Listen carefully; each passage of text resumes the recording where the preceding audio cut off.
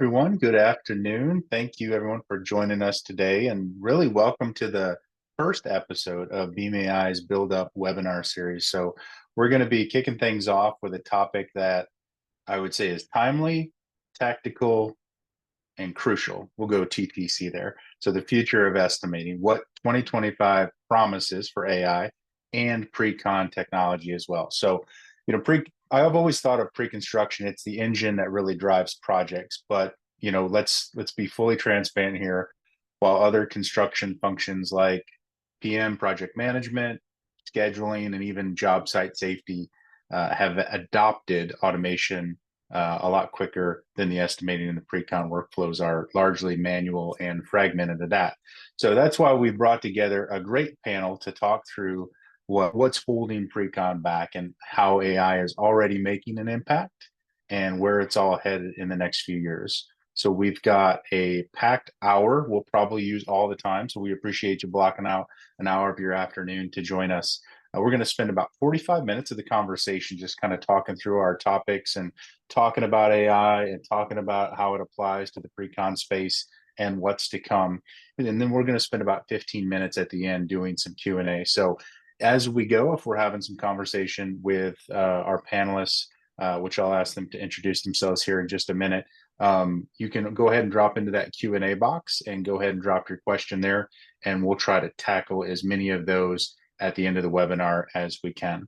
We're also going to run a couple live polls during the session to get your perspective on a few industry topics. So keep an eye out for those. It would be great for you to engage with us there so we can understand what our audience is thinking a little bit better.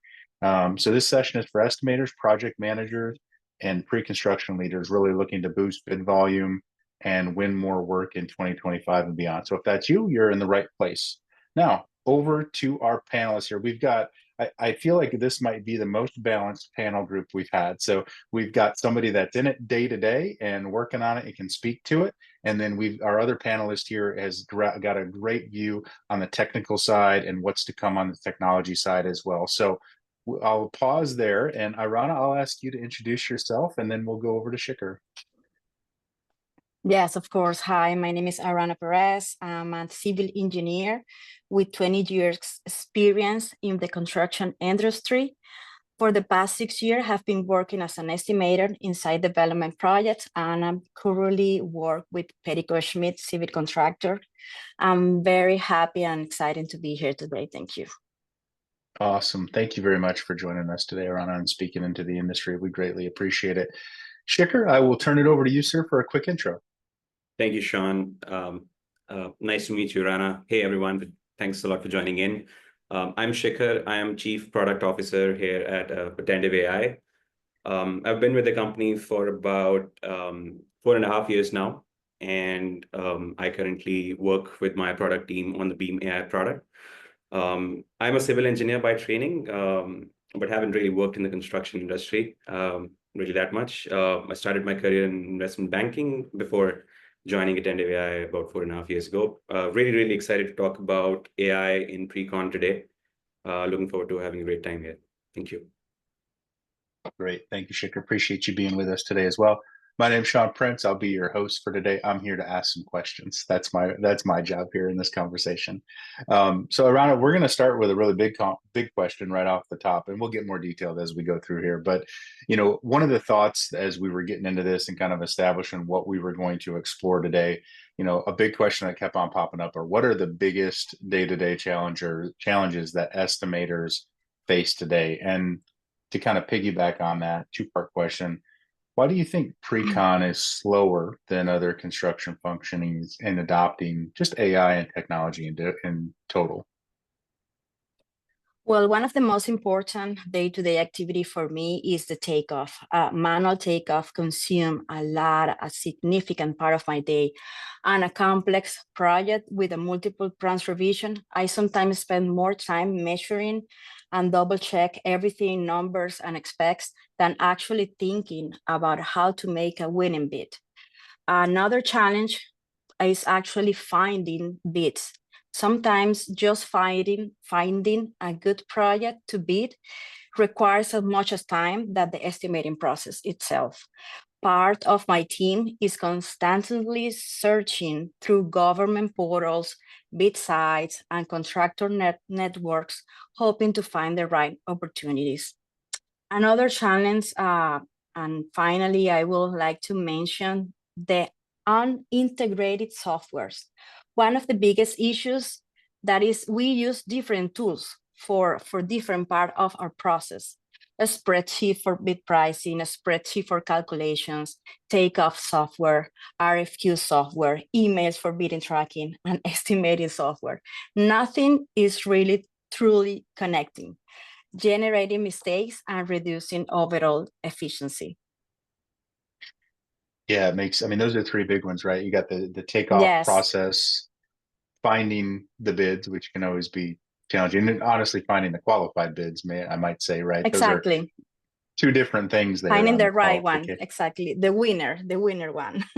Yeah, yeah. You can save yourself a lot of time if you just find the qualified bid versus kind of the spray and pray approach that a lot of people use. So, no, that's good feedback. And then the integrated software piece, man, even like in my day to day as in a technology firm, I feel that as well. Like there's so many different softwares, and especially with AI, coming to light, probably, a little over a year ago with large scale chat GPT adoption, there's been software popping up like crazy.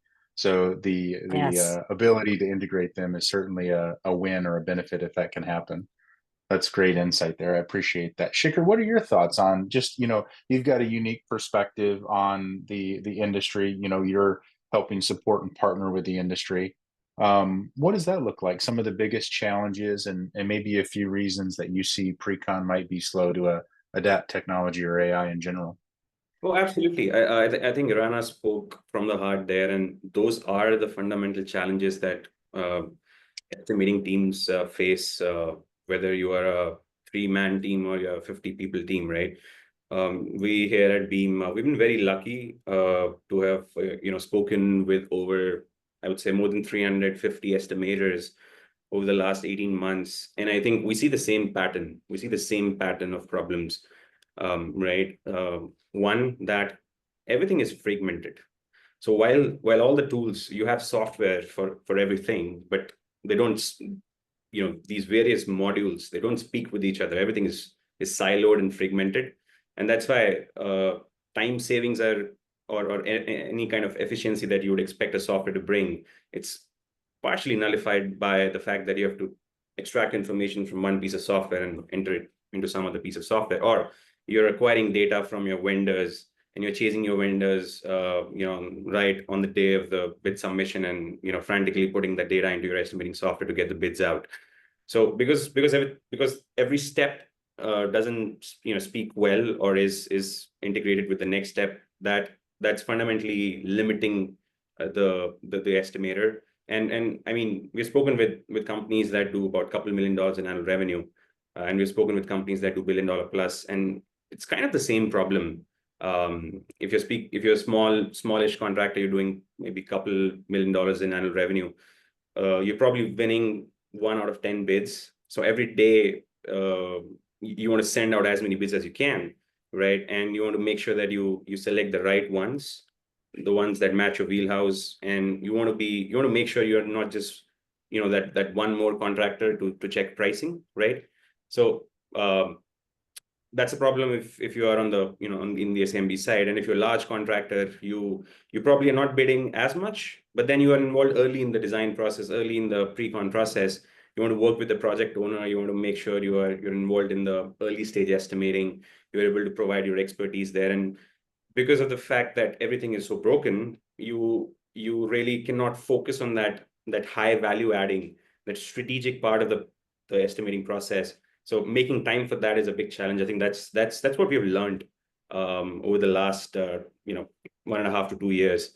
To your second question, Shawn, I think that's a great question. Why do we feel that pre-con has been slightly behind the curve when it comes to adopting AI and in general better quality, more integrated software modules? I think I would say one of the biggest challenges here has been that these problems are hard to solve.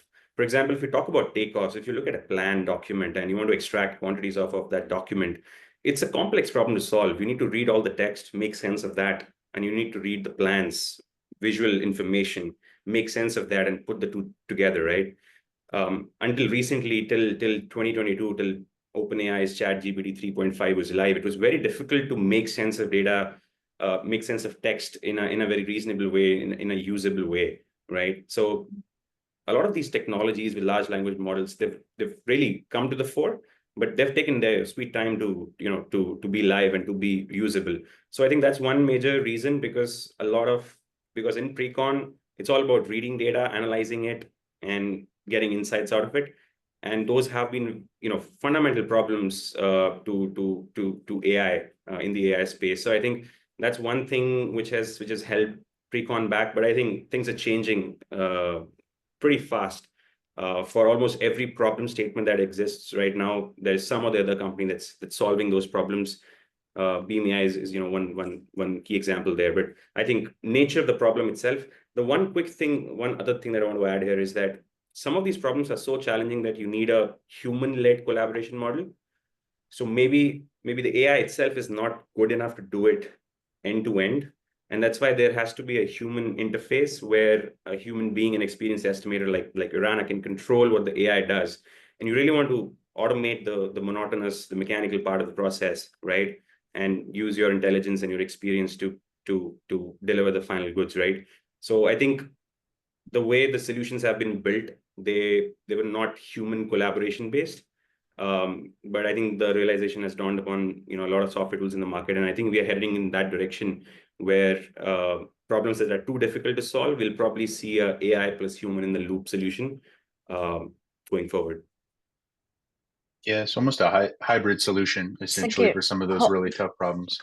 Yeah. Going back with your comment, that is really also we can say that the estimate is a big part of the industry, right? If you're gonna make a bust in your estimate, that will be horrible.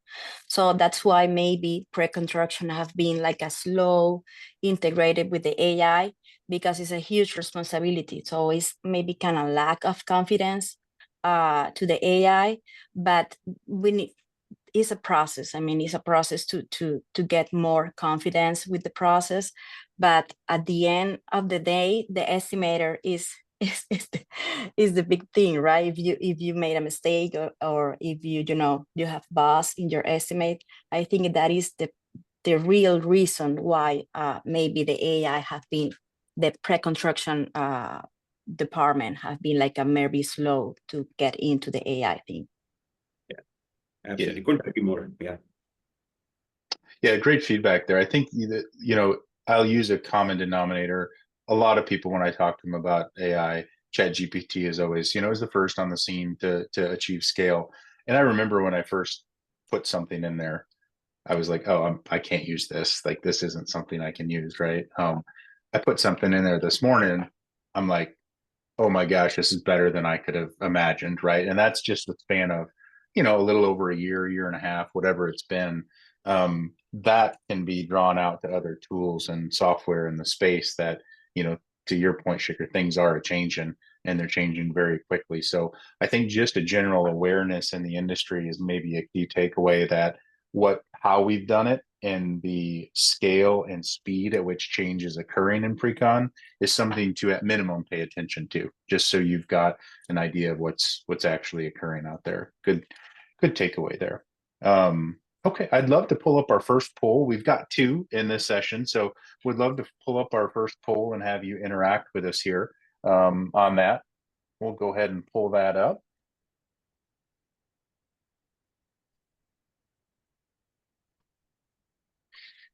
All right, still waiting for that to pop up there. Okay, I think we might be able to get back to that in a little bit. Maybe what we'll do is let's move to our second question here. So Irana, would love to get your input on just AI in construction. It's gaining traction a little bit, about what we talked about before, but what role is it already playing in pre-construction today, and how has it impacted your workflows specifically? Well, we see AI optimizing schedules, project management, and even site safety, while pre-construction is still, like I say, relies on a manual takeoff. Maybe it's like I say before, hesitation to embrace the change or lack of trust in the AI ability to perform takeoff with the accuracy that we need and that we usually used to do. Speaking from my experience, at the beginning, I really was very skeptical. Was AI is going to take over my job? I was wondering that, but no. Now I see it like a tool, or better say, I can say that I see like a key support in my day-to-day process, and I really trust right hand. Instead to doing the takeoff from zero, from the scratch, I review every day. I review AI generating ones, giving me more time to focus on the strategics, such as study the competition more thoroughly, improving the communication with my clients by asking the right questions. All of this with the goal of winning the project, right? That is the whole point. So I think it's a great, great, great tool, and estimating department needs to start to do it right now. Yeah, I think that's maybe one follow-up there question, Irana. I like when I think about AI, and not even just AI, but technology in general, the filter I push it through is, how can we move what we focus on to higher value or higher leverage tasks that we need to complete, essentially more ROI. And so it said you mentioned that you freed up some time in your day to day from actually creating the takeoff to more of just actually reviewing it and value engineering from there forward. Do you have maybe a real example of like how this has played out in your day to day since you've kind of been using the AI and technology side on the pre-con side? Well, I actually have a great one. 2 months ago, I have the opportunity to attend to a conference, a big conference in Houston, for the system, the software that we use for estimating HCSS, and it was almost the whole week, right? Entire week over there, and I was very concerned because I have at that time I have a lot of projects to finish, and but thank God you guys was making all my takeoff.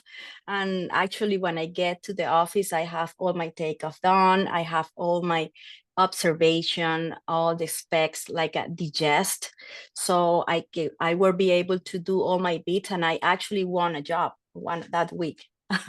I was in Houston and I won a job. So that was awesome for me.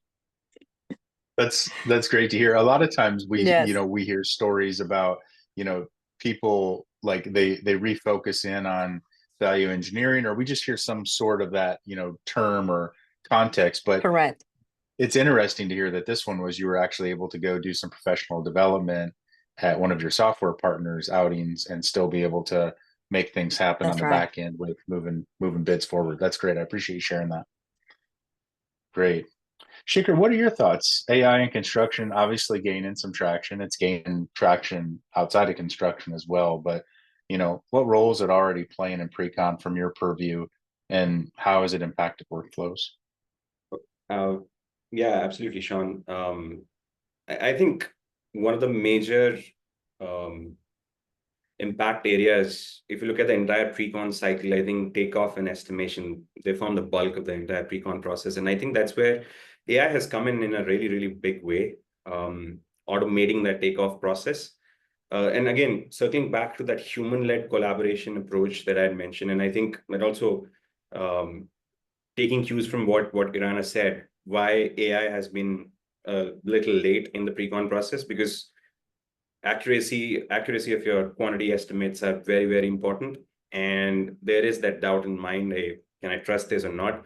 But I think with this human-led model, or human in the loop model, where a human is able to actively curate whatever the AI generates and make corrections, see exactly what AI is most likely to make a mistake at, and then correct that, so that you get the final output that is good to go. I think with that model in mind, I think, Shawn, that's where AI takeoffs and AI estimates have really come in a big way. And they're trying to solve the biggest part of the puzzle. Takeoffs can take, up to 50% of the entire bid cycle for certain category large projects. So I think that's one major area where we've seen a lot of traction, a lot of interest from software technology companies, including ours as well. So that's one major area. I think we're seeing within pre-con, we're seeing AI in various other domains as well. For example, finding bid opportunities, qualifying them. I think Irana would be able to attest to the fact reading spec books, 200-page spec books is a big challenge and takes so much time. But if you send it on Chat GPT and ask the important questions, it gives you very, very accurate answers. So I think a lot of estimating teams have gone in that direction and have adopted that part of the adopted Chat GPT or other LLMs commonly available to that benefit, saving a lot of time. We're seeing AI in reading contracts, drafting contracts, figuring out the risk, reading between the lines and figuring out the risk in the contracts. So I think there are at least a couple of tools that do that that are already readily available, and even in fact some of our customers do use those tools as well. So I think AI is coming in a big way, and I think over time AI and I think AI is also getting better at analyzing historical data to tell you which items in your estimates might be at risk, and hey, this is something you should be looking at based on past trends. Yeah, I think those are some of the key areas where AI has made an impact, and I think over time this is going to get better and better with the new LLMs that are coming into the market day in day out, right? I think over time, visual understanding of the plans, etc., it's bound to get better, and I think that'll open up new doors of opportunities like value engineering, suggesting design changes that can help you cut down cost, or maybe suggest alternate materials that are cheaper but deliver the same functionality. So I think that's a direction we are headed. I think in terms of impacting the flow, I think Irana gave the perfect example. You can become a Superman, right? You leave the monotonous part of the process on the AI, whether that's searching for qualified bids, whether that's doing the takeoff, and you can focus on becoming a strategic advisor to the project owner, to your customer. So you can take on those additional value engineering tasks and analyzing constructability. So it's freeing up that time to become that strategic advisor and to bid up a job competitively, more competitively than ever before. I think that's the biggest impact that we are seeing that's being delivered by AI. Great insight there, Shikhar. I think there's nothing more pleasing than a Saturday morning, a cup of coffee or tea, and a 200-page spec book that you got to go through, right? I mean, the minute you put that through an LLM and get what you need out of it, might be the last time you actually read it, right? Like I've put plenty of RFPs through LLMs, and I mean, the data that you can extract and how you can extract it is, I mean, it's a godsend essentially. But I think the part that you mentioned too that struck me was, if you think about the estimator, there's so many inflows and outflows of workflow that happen at that critical point. Obviously, spec books, suppliers, subcontractors, takeoffs, estimates. So if you can take that monotonous work, whatever that might be, on whatever workflow you're looking at, and offload that with some level of accuracy and just a checkpoint in it, man, the amount of time you can get back to focus on some high ROI activities is certainly critical. I think that's good insight there. All right, Irana, this is probably my favorite question that we're going to go over today. With AI taking over a lot of repetitive work like takeoffs, how is the role of an estimator evolving in your world? And I was pretty excited to hear your take on this, because you're in it every day and you're doing it every day. And what tasks do you prioritize today that you didn't have time for earlier? And I think this is something, that type of question, I hope gets asked more in just whatever industry we might be, not just construction, because I think there's a lot of people out there that hear AI every day and don't know what to do with it, right? Like it's like, okay, I'm excited about it, I want to implement it, but I have no clue where to start. So I think this question of like, how is it evolving your role as an estimator? I think it could really help the audience and the attendees understand like, okay, maybe that's a good spot I could start.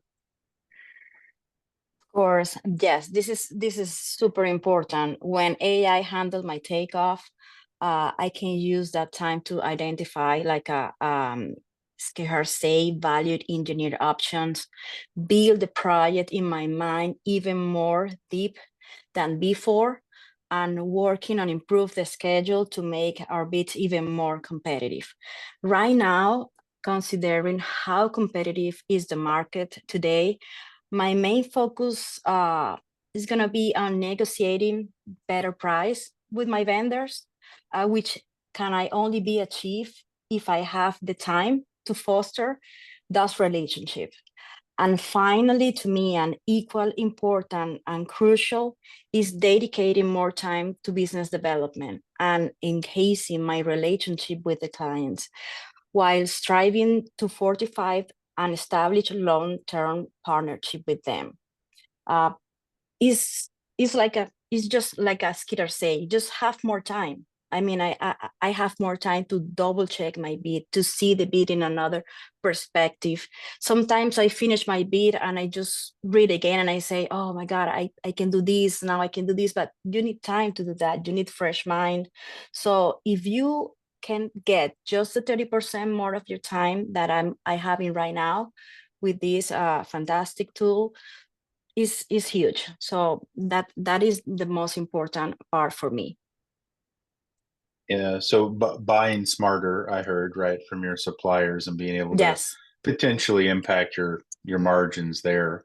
The other, I Yeah, guess, like sometimes you don't maybe, sometimes you don't have the time to ask the right question to the client. Like, hey, what do you think that I can present this for you? What I can help you for to make the decision of, So go further to be an estimator, just submit the bid, right? And if you have more time to be like a think, how can I say, the people say think outside of the box, something like that. So Mhm. you have that perspective and the point of view that you don't have if you are fully 100% reading specs, double check quantities, it's just having more time to the really important things. Yeah, absolutely. And too, on the supplier piece, right? I think you'll have time to have conversations with these suppliers and potentially negotiate better pricing. But I think you Correct. also might be able to grow that relationship, because if you're essentially bidding more and you have more inflow and outflow of your estimating process, your ability to bring business to that supplier might grow as well if you're winning more Correct. deals and closing more work as well. Just kind of a side benefit. Um, of it. And then I think the biz dev thing that you said shouldn't be lost in the conversation, because, you know, business development is relationship development, is how I look at it, right? And especially in the Correct. construction space, the relationships with your suppliers. Hey, they might know somebody that is having something come up project wise that you don't know about, or any of your other business development channels that you might be coming in. The more time and the more relationship you can build, certainly that'll enhance the just the Correct. overall And outcome. and estimators mostly the mostly of the time are the first phase, right, of the company with the client. So trying to do better every day and establish a good relationship with them. Yeah, no, great insight there. Shikhar, what are your thoughts here in this same vein of questioning? Absolutely agree with what Irana pointed out there. In fact, I think we should there's a need to reimagine what an estimator does. In fact, uh, we are an AI company working in the pre-con space, and we are very bullish on AI changing the way pre-con is done. And I won't be surprised if in a couple years' time, the job title estimator changes to something like project strategic advisor.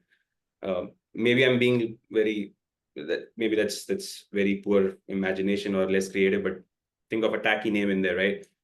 I think that's the direction we are headed. I think estimators will become strategic advisors to project owners within the contractor organization. We are seeing that shift in companies that have moved towards AI-based takeoffs and estimates. A lot of time that is being freed up is being actively used to do value engineering exercises. Estimators are looking at, hey, what alternative materials can be used, right? What design changes can be suggested, or if they're not suggesting it to at the time of bidding the project, they at least have that in their back pocket, so that when they get the job, it's something you can offer to the owner, make your relationship more sticky, and you have that, you build that relationship, and then take it further with I mean that's a constant stream of jobs for you, right? Because you build that relationship, you save money for the owner. So that's value engineering is going to come up in a big way, and everyone will become able to do that, whether or not you have that skill or that experience. I think with that AI freeing up that time, I think estimators will upskill in that direction, and start to add value there. I think that's one shift I can clearly see in organizations that are making that switch.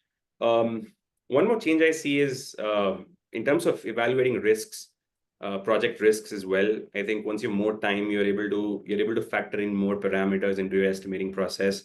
I think that's one area where estimating will definitely advance into, accounting for any supply chain issues that might come or that were reported in the past. Your funding risk, all those kinds of risks that you could probably account for right now in a probably a couple year long project. So all I'm trying to allude to is the fact that estimators will head in that direction. And while this estimating process will become more sophisticated, I think that's the direction it should go. The cost of estimating will come down with AI doing the monotonous work, and estimators moving in this more strategic role. I think estimators will get more time to focus on the constructability and look at patterns in projects that help them identify risks and schedule and price projects better. I think that certainly will be how things will happen. And I think one more thing that will change is, and I think Irana alluded to that as well, you want to bid on jobs that you will win. So I think with the strategic role, I think you get more picky with the jobs you want to go after, because it's within your wheelhouse and you probably are the best suited to deliver that job in that region. I think that's another strategy lens that can be applied on the pre-con process. I think estimators will have more time on their hands to build a feedback loop for themselves, a better feedback loop. So for example, something like, hey, I priced this job at X dollars. And after the job is complete, hey, how do I go back and refine my estimating model? How do I make it better so that when the next job comes, which has a similar risk profile, similar constituents, how do I price it better?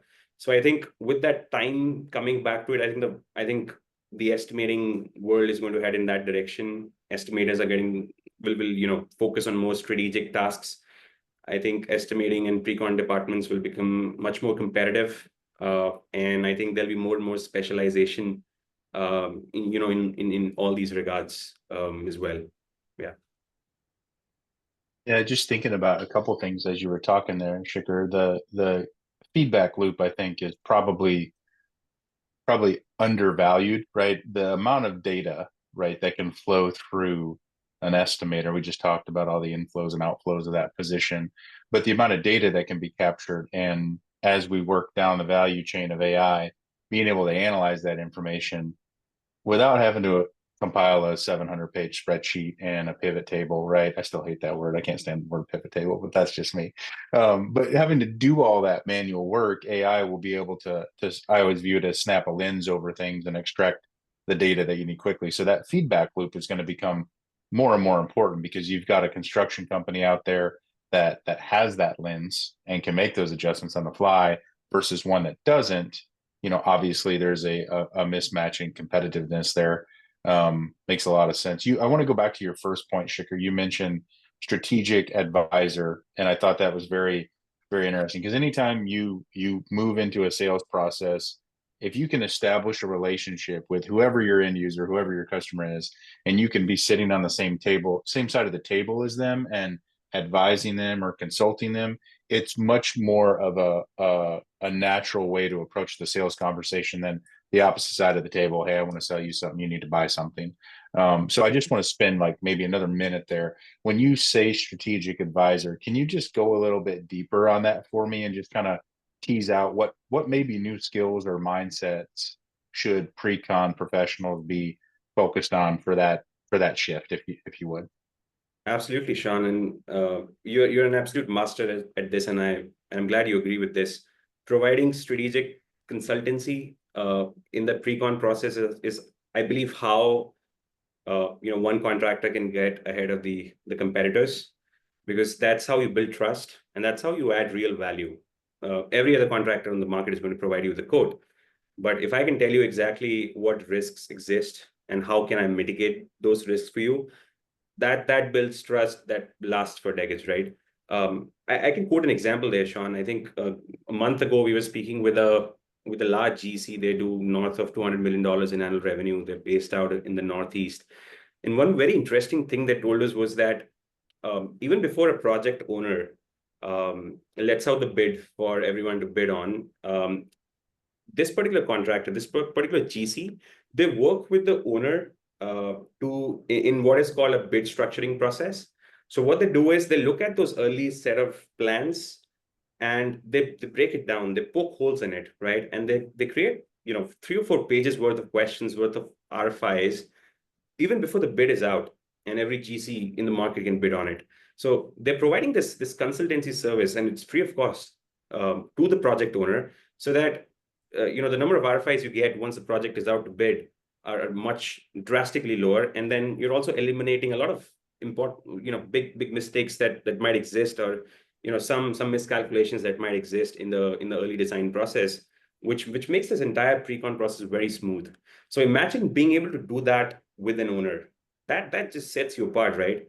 If you're able to do that for an owner, you're able to find out issues in the plans, find out problems in the plans, find out problems in the specs, make suggestions like, hey, this manufacturer is way too expensive. Hey, why don't we go for this manufacturer? It delivers the same functionality and it's probably 30% cheaper, right? So if you can provide such kind of insight to the project owner early in the stage, that is what the project owner is looking for, and that's how you win a sale. You become a trusted partner by adding value that no one else can, right? And while that might seem a lot of extra effort in the front, it pays off. It pays off for both the parties. And the only way you can do that is you need to have time to put your mind on it and figure out all these questions. And the way you get that time there is by automating all the monotonous work, which the AI can deliver for you. So AI takes away that monotonous aspect of your job and helps you focus on these things that really matter, that make the entire ecosystem more competitive. Because once you start doing it, everyone else starts doing it, and that's how I think estimators will certainly become strategic advisors to owners, project managers in the near future. Yeah, well said there, Shikhar. And we'll go ahead and pull up our we're having a little difficulty with our polls today, but we'll go ahead and pull up a little informational slide I'll walk through in just a minute. But to your point, Shikhar, I think in the industry, right, in my past life, we always wanted to write the RFP, not participate in the RFP, right? Because you not only do you have time to develop a relationship with that, customer essentially, but you have the time to help develop that RFP to where it might make sense as well. So I think that's great feedback. So team, if you would, to all of our attendees, if you'd like to experience the BMAI software here, you can see your takeoff steps, upload the site plans, define scope, get your quantity takeoffs, and deliver the takeoff. It's a really simple process. You can scan this QR code to explore more, and we'd be happy to take you through a guided tour or a demo of the software as well. So, the main goal is delivering value back to you, the contractor, so that you can actually get time back and take advantage of some of the things that Irana and Shikhar have shared with us already today. We'll pull up that QR code at the end during our Q&A as well, so you'll have another opportunity to scan that and participate in a guided tour or a demo. But would love for you to join us there. as well. So I think let's go ahead and move forward. We've just got a couple more points we want to touch on before we get to our Q&A.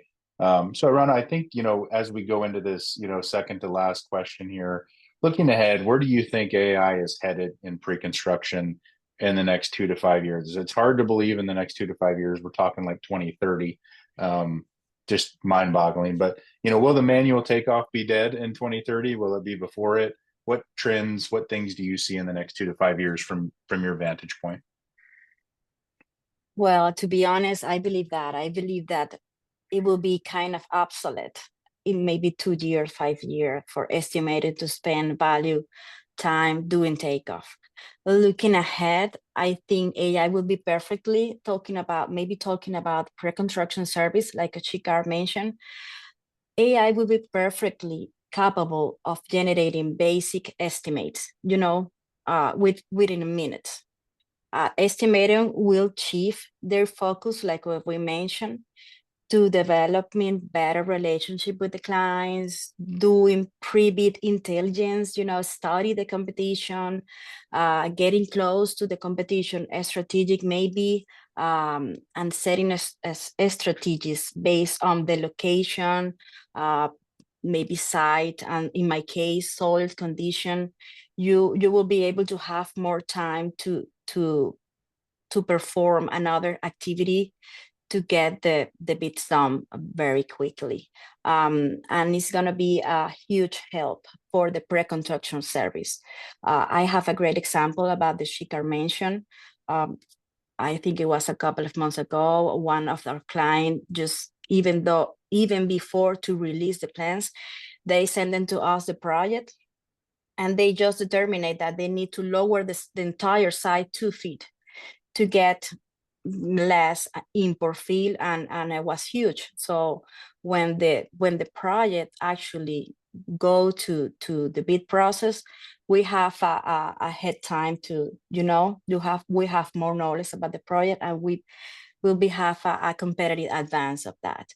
But yes, I will say in 2030, yes, definitely estimator will be different way to do the estimates. Totally. Yeah, it's incredible to think that, if I wouldn't want to be somebody that's not at least starting to walk down this path, it's in business development, and honestly in business in general. I love the saying speed kills, the 2 words. It says so much that, the quicker you do things with a sense of urgency, the more professional you'll seem, the more on top of it you'll seem. So as a company and a contractor, if you're out there listening to Irana and Shikhar kind of talk through this process, start thinking about what's possible. I will say, you can get very overwhelmed very quickly on all the options that are out there, but pick someplace, whether that's Takeoffs or whether that's someplace else. Pick something to actually focus on and develop a tighter workflow with better feedback loops and more efficiency and less friction in it. So I think that's well said there, Irana. Shikhar, I'd love maybe your response on, where you think this is headed in pre-con and, the next 2 to 5 years or so.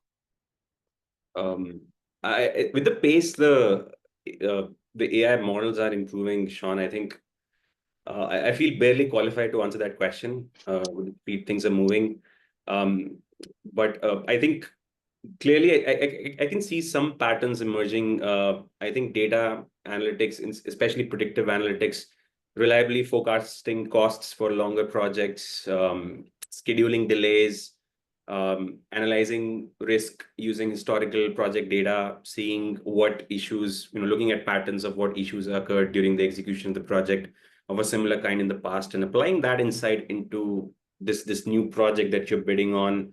I think all that data we'll be able to analyze that. AI will be able to analyze the data much faster. So we'll have a very rich synthesis of data from various sources that'll help Precon get better price with much more confidence, price jobs with much more confidence. Also be able to integrate market trends, real-time variables, right? So which is very difficult to do right now because you need to do that manually yourself. Whereas if you ask an AI system to be able to incorporate all those metrics at once, it should be pretty quick. So I think we're still a little away from that to happen, but I think that's one major change that's going to come, and I think it'll make the pre-con process more faster, more robust, and it'll mitigate some of the risk factors that we see in project management. I think one more area where I see a lot of possibilities is generative AI and value engineering over the next 2 to 5 years, and it's a long time period. But I think AI will be able to very adeptly interpret plans, and from its historical, its memory of looking at plans, for example, looking at HVAC plans, it'll be able to tell, hey, why don't we modify this design and make it look this way so that it's probably 5% cheaper, delivers the same functionality. So instead of a human doing that right now, I think AI at some point of time will be able to make those suggestions, cost saving alternatives. So I think that's certainly a possibility. In fact, a couple of weeks ago, maybe 3 weeks ago, there was this very popular trend with ChatGPT, generating Ghibli style images. If our attendees haven't tried that, you should go and try that. It's super awesome, and the kind of capabilities that it displays, I think we are only trending in that. We're just getting started there, and I think at some point of time, visually, the visual understanding of these models will get better, and I think value engineering and everything you could do with interpreting those plans will become possible. So I think, and I think the general adoption of AI will I think it's trending upwards. I think most of the organizations will openly, adopt AI. Few months ago, I was watching this interview of Sam Altman, who is the, founder of OpenAI, the company that built ChatGPT, and he was talking about how in late 2023, when ChatGPT 3.5 was launched, and everyone started to say, hey, in a year's time, we won't have any jobs, and ChatGPT is going to take away all the jobs. And a year later, everyone is like, hey, why is it so slow, right? So I think people have, in general, accepted AI with open arms, and they've upskilled, and in general, they've tried to leverage it to improve their capabilities and do more in less time. I think that's how things are going to be. As to your other part of the question, Shawn, about will manual takeoffs be dead by 2030? I think I'm cautiously optimistic about it, but I think it's very likely that manual takeoffs will become obsolete, especially for small to mid-sized jobs which have little to medium complexity. I think AI will become very, very adept at single-handedly on its own delivering accurate results. Although for complex jobs, I think that'll still require a lot of human intervention. But who am I to say? Maybe AI is good enough to handle that as well. But I think I just want to end, wrap up my answer with this note that I don't think the estimator's role is going to disappear. Absolutely not. I think, as I said, estimators will become strategic advisors, focus on strategic cost management, risk assessment, value engineering. AI won't be able to replace estimators, but I think estimators who will embrace AI will significantly outperform those who don't. And I think that's how things will be. Yeah. Yeah. Well said there, Shikhar. Yeah, it's exciting to think about, but it's also you need to have some thought behind it as well of what the position might look like, and not just estimators, any position. What it might look like 5 years down the road with what type of technology is getting injected into the industry. And typically, everything that's getting injected today is some form or some fashion of AI. So, good conversation there. Let's wrap up. Irana, what advice would you give to companies preparing for this type of shift in 2025? I think this is a very important question, whether it's software related or whether it's AI related or whether it's just pre-con technology in general. Do you have any value points for them? Because implementing a software or making a paradigm shift inside of an industry, even or inside of a company, even a small company, is very challenging. So any value points there to add? Yes, I will say companies, especially decision makers, needs to remain open mind and invest in training their teams to understand and adapt to the digital evolution. that we are experiencing right now. Rather than view AI as a threat, they should be focused on leverage, right? And get the full potential of this tool. Is something like you need to, like the people say, the only constant is the change. So you need to embrace the change and be part of them, because if not, you're gonna be outdated. So to me, something like a mostly decision maker at the company needs to lead this kind of process. Yeah, that last point is so critical. Like you got to have somebody that can, has the authority to push the pedal to the floor on those changes. Otherwise, everybody gets very excited at the beginning of that process, and then it just Exactly. 2 weeks later falls apart, right? I think that's fantastic advice. Shikhar, any value points on this side of the coin as well? Oh, absolutely. That's what we do at Beam AI. We work as consultants to contractors and help them transition to using AI for takeoffs and estimates. So I think what we've learned so far, Shawn, and I think the biggest learning here has been that it's not a one and done switch. It's a cultural shift. It's an operational shift. So it takes time. But the earlier you start, the better. My advice always is that you start with high impact use cases. So you look at your entire pre-con cycle and you see, hey, which are the high impact touch points? For example, I would say takeoffs, estimates that consume the bulk of the time. So I would say start with that. Start with a small project, just one project. Get a feel for where AI will fit in that workflow. And once you start with that, you see what works and what doesn't. And that helps you build your confidence, right? So I think that's how you can start. And you have to really shift your mindset from doing a takeoff to making, again, I'm repeating this like a broken record, but making strategic bid decisions. And you need to really think in terms of, hey, I need to offload this. Okay, I own the risk. So once the AI is done with the takeoff, I will take a look at it. I'll break it down. I'll poke holes and make sure everything's good to go. But you need to trust the AI to take the first stab at it. And you can start small with just one project. So that's how I would recommend all contractors to start. The other key bit, and I think this is very, very important. In fact, more important, is that you need to keep a scoreboard. You need to see how AI did. You need to know how many hours you saved, how many more bids you sent out that month, and how much more predictable your accuracy, your cost accuracy is, because that gives you the confidence to keep going, right? You want to see the results of this technology shift. In fact, every technology, every software that anyone purchases, you got to do a review. You got to do a quarterly review, at least for the first few months or the first few quarters. You got to review and see, look at that scoreboard. How did that piece of software help me? Same applies with AI as well. You got to see how many more bits were sent out and how many hours you saved.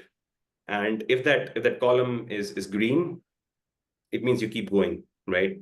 Because it will get better with time.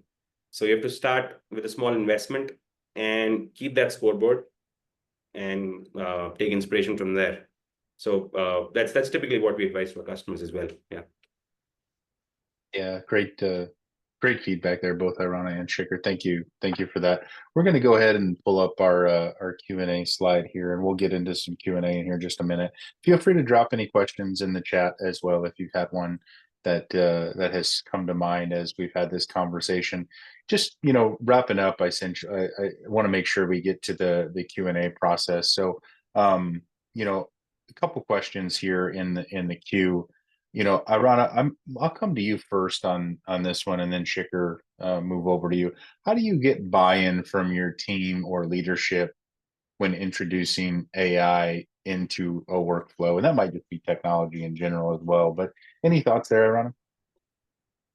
Well, the best way in my case to introduce the AI, it was comparing like a Shikhar say, how many bits can we should submit it to meet the goals, right?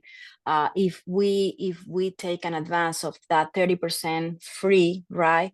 We're gonna bid more bits, and we're gonna hit the goals for the quarter or for the year.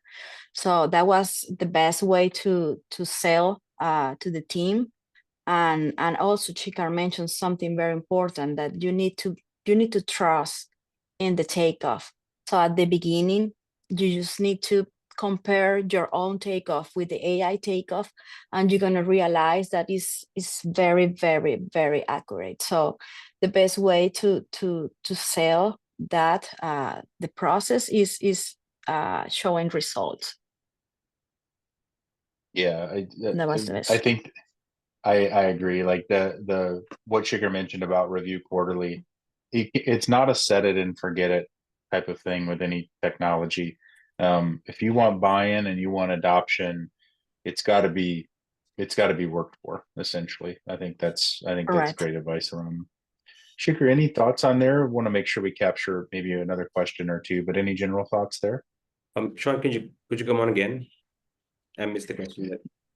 Yeah, how do you get buy-in from your team or leadership when introducing AI into the workflow? That's a great question. I think the easiest way to do that is to show something working in action. So you take a project, you run it through AI, and then you show your management that, hey, I ran this through AI. These are the numbers the AI gave us. These are our numbers. You compare those, and you look at the accuracy, and then you look at the time, and then you say, hey, if I were to do it myself manually, probably will take me 8 hours. The AI gave this back to us, and AI did this thing, and I'll probably spend a couple of hours doing the review and making corrections. So I save 75% of my time doing this. And imagine being able to run multiple such takeoffs in parallel, because the AI can compute in parallel, right? So that's how you can get that buy-in. But I think with everything, you need to start with why. And I think it has to flow from your business plan. So as a business, what problems are you looking to solve? What problems is my management looking to solve? Do I want to send out 10% more bids, 15% more bids this year, right? If that's a problem statement, AI is your answer, right? And then you can capably demonstrate the capability of, the ability of AI to deliver on that promise, right? If your business objective is that, hey, my win rate is lower, so I probably need to look closely at my takeoff and estimating process here and see what am I doing wrong. And so how can this AI software help me? So maybe AI helps you free up that 75% of the time that you can spend on analyzing the constructability and finding more vendors, better quality materials, maybe more cost-effective materials, doing some value engineering if it allows you to get ahead of your competitors. So I think it flows from the problem statement that the business wants to solve and see if the AI can solve that. Because honestly, AI will not be able to solve all the problems. It can solve a lot of problems, but you need to make sure that the business problems that you're looking at to solve is one that AI can do well at. Well said there, Shikhar. Thank you. With that, we're at time. It went very quick today. Just a couple points as we close. Irana, Shikhar, thank you so much for pouring into the industry today and taking an hour out of your day to spend with us and the attendees. We greatly appreciate it. I did find out that there is a Zoom outage currently. So if you had trouble and you missed part of the session, or you had some teammates that weren't able to join, we're going to be following up on our attendee list with the webinar recording, additional downloadable assets and some case studies as well. We'll also follow up with any questions that we didn't get to just due to lack of time as well. So in closing, AI and pre-con is really a competitive advantage, is what I heard today. Start identifying which pre-con tasks in your workflow can be automated and start there. The key is to start. It doesn't have to be this massive paradigm shift. Just start there, and then explore AI-based solutions, to improve your bid speed, accuracy, profitability. And then feel free to check out Beam AI's automated takeoff to see the real impact in action. We had that QR code up. You can just reach out and get a guided tour or a personalized demo as well. So Irana, Shikhar, thank you again. And thank you to our attendees for joining us. We'll see you next month on the second episode of the BuildUp series. Take care. Thank you. Thank you. Bye. Thank you. Bye. Bye.